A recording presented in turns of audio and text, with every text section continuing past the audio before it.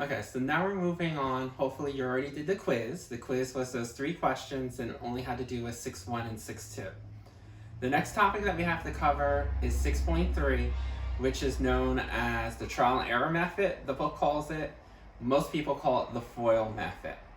Now, I'm not a big proponent of the FOIL method. I think the AC method is better for beginners.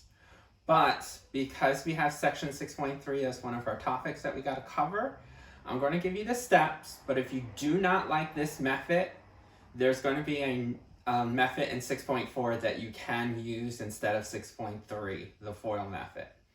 With that also in mind, when you do the test on ALEKS, it doesn't really matter what method you use. It just wants you to put in the factors. And we'll eventually show you that if you use the FOIL method or if you use what we call the AC method, you'll get the same answer no matter what method that you do. Now, why don't I like the FOIL method? Well, the problem with the FOIL method, as it's already described in its name, it's a trial and error method.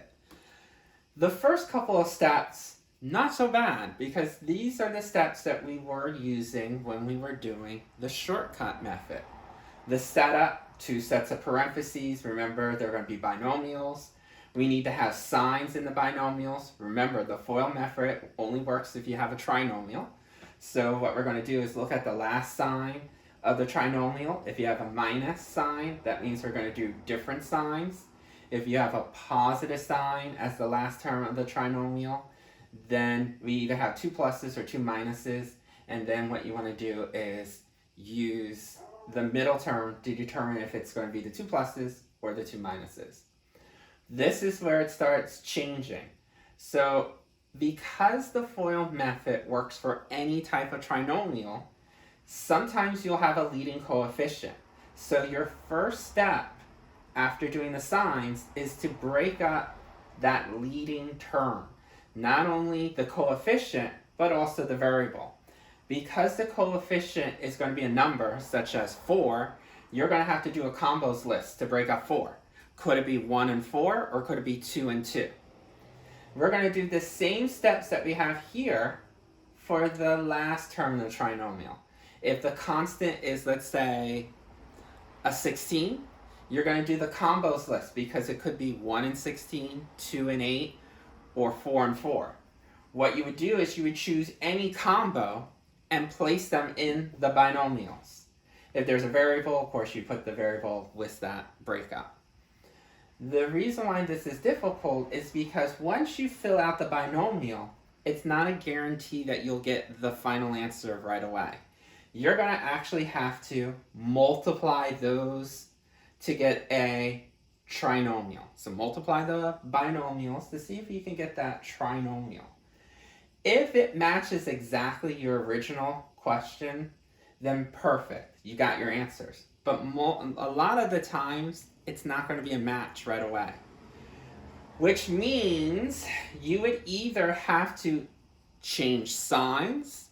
That happens if you get almost the same trinomial, but the signs are different. Then just change the signs of the, instead of maybe being plus minus, it might be minus plus for your binomials. If you're way off, then that means you might have to switch the combos, okay? So instead of having, if you chose 1 and 4, you might have to move it and make 4 goes first and then the 1. If that doesn't work, you might have to choose a new combo altogether. So instead of 1 and 4 and 4 and 1, you might have to do 2 and 2. This won't make sense to you until we start doing them. So let's actually come to this side of the board and let's see how we're going to break this one up using the FOIL method. Like I said, the FOIL method is great if you have a trinomial, that you have small leading coefficient and a small constant. Because when you're at pro level, a lot of people can see the combinations in their head. But we're beginners. So this is the reason why I don't like the FOIL method, is because if you're just new to this, then the AC method is going to be easier for you. It won't be as frustrating as the FOIL method can be.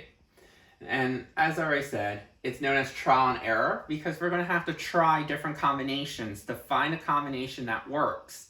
And a lot of times you're going to get errors until you find the right one. So let's take this guy, 2x squared minus 5x minus 3, and let's see if we can do the FOIL method. Before I do the FOIL method, remember, I always said you have to look to see if there's a GCF. No matter what, any type of factoring, look for GCF. A through D, do we have matching parentheses? No. Do we have the same letter in all term? No. Do we have the same number factor in all term? Prime number, prime number, prime number, no match. Does it start with a subtraction sign? No. So there is no GCF. So at least we checked.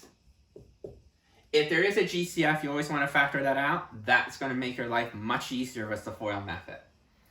Once you realize that there's no GCF, let's start with our first step. Our first step says we're going to do our setup. 2 sets of parentheses. They're each going to be a binomial. So we got parentheses here and a parentheses here.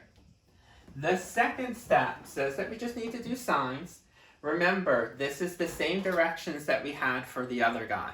That meant that if you had the last sign as a minus of the trinomial, then you're going to use different signs. If you have a plus sign, then you're going to use same signs.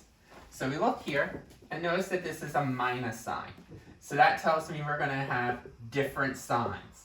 So here and here, make sure that they're going to be different from each other. Different always meant put 1 plus, 1 minus. Okay. Now let's move on to the third step. It says break out the leading term of the trinomial.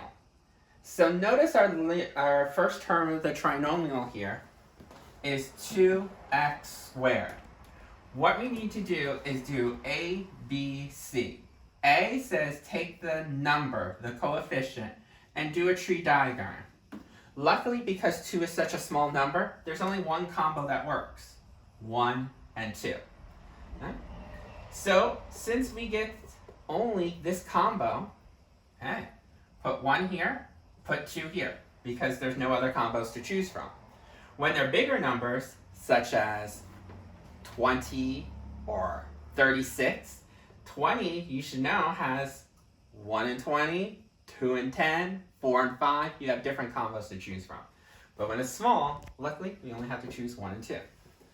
So we did A, we did the combos list. We did B, we choose a combo to put up here. And then the part C, take the x squared and just break that down evenly. Just like we were doing the shortcut method. X squared means x and x. Notice it went in the first 2 spots of each binomial because it's the first term of the trinomial. So now that we did our A, B, C for the leading term, we're going to have to do the same A, B, C for the last term of the trinomial. So remember, we're going to grab the last term. Sometimes it's a constant, sometimes a coefficient. We're going to do the combo list, then choose a combo from the list, and then if there is any variables back there, break them up evenly. So we can see here, our last term is a constant. It's a 3. Great. The only combinations that I can think of was 3. Remember, always start with 1. 1 times 3. So then we have to choose a combo. Well, there's only 1 to choose from. So we'll put a 1 and a 3 here.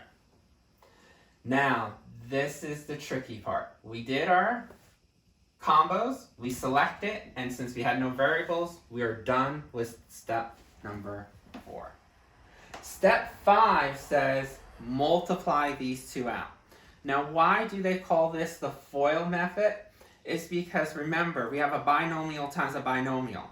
And we talked about when you have a binomial times a binomial, some people call that the FOIL method, first, outer, inner, last. Others would just do the rectangle. But if you're doing the FOIL method says, we already know that the first and the first should give you this term, and last times last should give you this term. We only have to focus on the outer and inner to see if they will add or subtract to get the middle term of negative 5x. If you forgot outer would be the outside edges. The 1x with the negative 3. When you multiply that, you get negative 3x.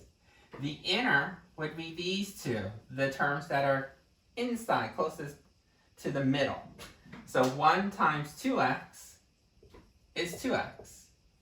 Now, you know that when you have a negative and a positive, you subtract. You do not add. So negative and a positive will give us a negative 1x. Remember, 3 wins the tug of war, so t negative. We need the combination to total up to be a negative 5x. This is not a good guy, okay? So let me erase, because this is an error. When you use this and this, if you multiply it together, you get your middle term to be negative 1x. So what happens when it does not match? Well, let me clean this up and put back what we originally had. We had x plus 1 and x, 2x minus 3. If this was a positive 5x, and you're only off by the sign, then what I would suggest is instead of making this a negative, we would make this the positive and make this one the negative. But since we are off by the number and not so much by the sign, what we're going to do is switch the combos. Now the question is, which combo should you switch? This one or this one? It doesn't matter. You just choose one. I'm going to choose this one. I'm going to flip the 1 and the 3. So I'll put the 3 here and the 1 here. So that means we're going to have a different outer and a different inner, and hopefully get the middle term. So when I do this, x times negative 1, the outside edges, we'll get negative 1x, and the inner, 3 times 2x is 6x. Negative and a positive subtract, we get 5x. Who wins the tug of war? 6 players, so team positive. Ooh, that's close, because remember, I'm looking for a negative 5x, and we got a positive 5x. And I just told you, if this switching around gave us an answer but with a different sign, don't switch the numbers again, because we get the original one that we were working with. Switch the signs instead. So remember how I had a plus here? Make this a minus, and then make this a plus. By doing that, then you have x times positive 1. So we'll get a positive 1x. And then you have a negative 3 times 2x, which is a negative 6x. A positive 1x and a negative 6x does give us that middle term of negative 5x. Looks like this is the winner. If you're not sure and you're not liking this O and I told you that when you multiply any two binomials, you can do a rectangle. Remember, 2 terms binomial, 2 columns. 2 term binomial, 2 rows. So if I do x minus 3 here, and if I do a 2x plus 1 here, and if you like this method better, you know how to fill these out. We did this on the last test. 2x times x, 2x squared. Negative 3 times 2x, negative 6x.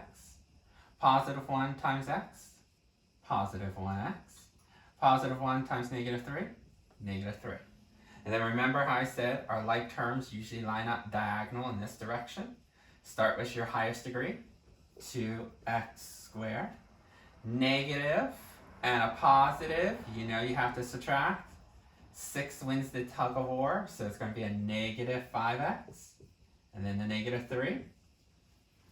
See how this matches the original problem?